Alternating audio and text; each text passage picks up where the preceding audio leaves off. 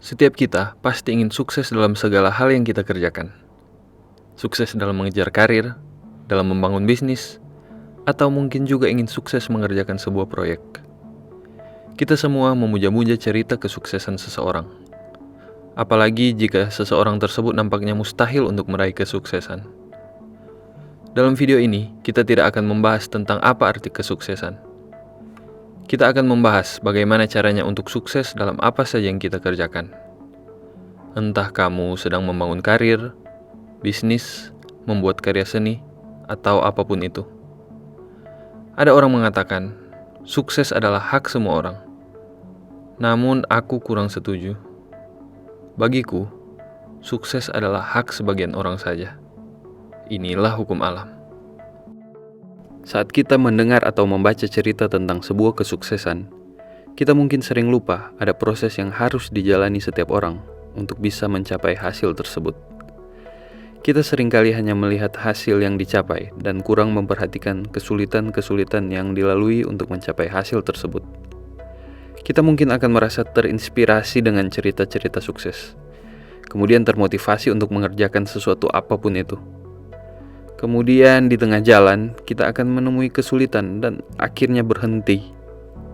Inilah penyakit kita yang seringkali hanya melihat hasil, bukan proses yang menghasilkan kesuksesan tersebut. Ribuan tahun yang lalu, manusia menggunakan metode korban bakaran untuk memberikan persembahan kepada Tuhan. Seseorang memberikan korban bakaran dengan harapan mendapatkan sesuatu dari korban tersebut. Mungkin mereka minta pengampunan dosa. Mungkin juga mereka minta hujan kepada Tuhan agar tanaman mereka bisa tumbuh dengan subur. Atau mereka minta untuk bisa menang dalam perang menghadapi musuh. Seseorang mengorbankan domba terbaik saat ini, supaya nanti diberkati dengan ternak yang sehat dan melimpah. Apapun itu, yang mereka minta adalah kebaikan untuk diri mereka atau kaum mereka di masa mendatang. Suatu keinginan untuk mendapatkan hari esok yang lebih baik dengan mengorbankan hal terbaik saat ini. Dua orang bersaudara, Kain dan Habel. Suatu kali mereka akan memberikan korban persembahan kepada Tuhan. Kain yang bekerja sebagai petani membawa sebagian hasil panennya, yaitu buah-buahan untuk dipersembahkan. Sementara Habel yang bekerja sebagai gembala membawa daging domba yang paling gemuk hasil dari ternakannya. Hasilnya, persembahan dari Habel diterima oleh Tuhan, sementara persembahan dari Kain tidak diterima. Kain kemudian menjadi sangat marah. Wajahnya menjadi muram. Kain sangat kesal persembahannya tidak diterima, dan iri dengan Habel yang persembahannya diterima. Tuhan kemudian menegur Kain, "Mengapa hatimu panas dan mukamu muram? Apakah mukamu tidak akan berseri jika engkau berbuat baik?" Habel membawa domba terbaik yang paling gemuk untuk dipersembahkan. Sementara Kain memberikan sebagian saja dari hasil panennya kepada Tuhan. Pekerjaan Habel sebagai seorang gembala domba sesungguhnya mengandung lebih banyak resiko. Dikala itu, seorang gembala domba harus senantiasa waspada dan menjaga kawanan dombanya dari berbagai hewan buas. Dari hasil pekerjaannya, Habel mengorbankan domba terbaik untuk dipersembahkan kepada Tuhan. Sementara Kain, seorang petani yang mungkin hanya tinggal menunggu hasil panennya saja sambil bersantai, justru hanya membawa sebagian hasil yang mungkin kualitasnya tidak terlalu baik untuk Tuhan. Wajar jika persembahan dari Habel sukses diterima oleh Tuhan, sementara persembahan Kain ditolak oleh Tuhan. Jika kita artikan cerita tersebut dalam kehidupan kita, maka kita bisa melihat persembahan sebagai sebuah proses menuju kesuksesan yang kita jalani, dan penerimaan dari Tuhan sebagai sebuah kesuksesan dari proses tersebut. Habel bekerja lebih keras dan memberikan hal terbaik miliknya untuk dikorbankan, dan Kain yang memberikan usaha yang kurang maksimal tentunya harus menerima kegagalan. Setiap harinya, kita terus-menerus dibombardir oleh kebohongan. Kebohongan bahwa untuk mendapatkan hal yang kita inginkan, kita tidak perlu berkorban.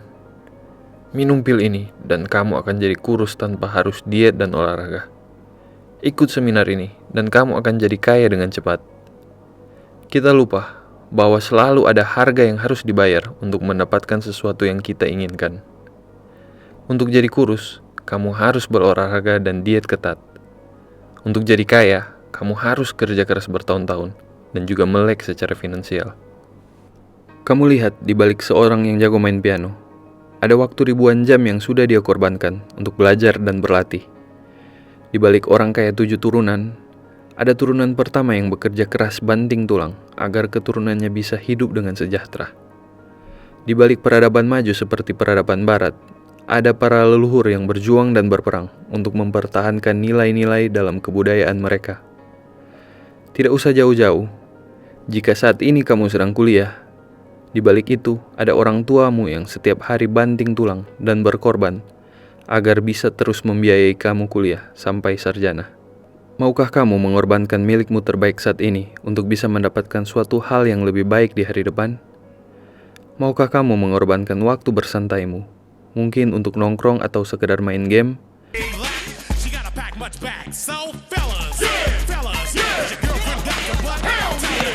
Dan menggantinya dengan hal-hal yang lebih bermanfaat ke depannya. Mungkin kamu bisa ganti dengan mempelajari skill baru atau membangun bisnis yang sudah sejak lama ingin kamu mulai. Coba lakukan hal ini selama 1 tahun dan lihat apa yang akan terjadi. Sebaliknya, jika kita memutuskan untuk tidak mengorbankan hal terbaik saat ini dan memilih untuk bermain dan bersantai ketimbang mempersiapkan masa depan, sesungguhnya kita juga sedang melakukan pengorbanan, dan yang kita korbankan adalah masa depan untuk kenikmatan masa kini. Kita sedang korbankan kenikmatan lebih besar nantinya untuk kenikmatan sesaat. Dan jika kamu berpikir kamu bisa lolos dari konsekuensi pilihanmu sekarang, coba renungkan kembali baik-baik. Yakinkah kamu dengan guyonan, muda foya-foya, tua kaya raya, mati masuk surga? Kamu terus-menerus menunda untuk berubah, dan tanpa kamu sadari, usiamu semakin bertambah. Jika kamu masih kurang yakin, cobalah kamu mengobrol dengan orang-orang yang sudah berusia lanjut. Tanyakan kepada mereka mimpi-mimpi mereka yang belum tercapai, dan kamu akan melihat mimpi-mimpi masa muda di dalam tubuh tua dan lemah yang hidup dengan penuh penyesalan. Tidak ada orang yang akan lolos dari konsekuensi pilihan hidupnya, kecuali dia memutuskan untuk berubah ke arah yang lebih baik. Memang tidak ada kata terlambat untuk berubah. Hingga seorang yang berusia uzur pun masih bisa berubah dan mencapai mimpinya. Namun kita tahu bersama, di usia tersebut, tidak lagi tersisa banyak waktu untuk menikmati mimpi tersebut. Dan pada akhirnya, kamu bisa tanyakan kepada dirimu, hal apa yang rela aku korbankan saat ini untuk mendapatkan apa yang aku inginkan?